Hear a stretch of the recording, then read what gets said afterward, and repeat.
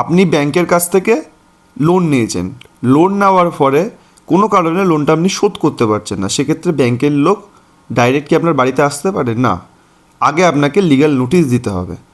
Legal নোটিশে আপনি reply না করলে টানা 90 দিন অবধি আপনাকে লিগ্যাল নোটিশটা দিতে হবে।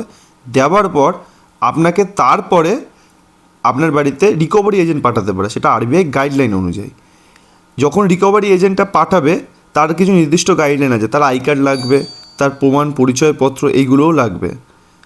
তা যদি না দেয় তাহলে সেটা হচ্ছে ইনভ্যালিড রিকভারি এজেন্ট বলা হয় তাদেরকে।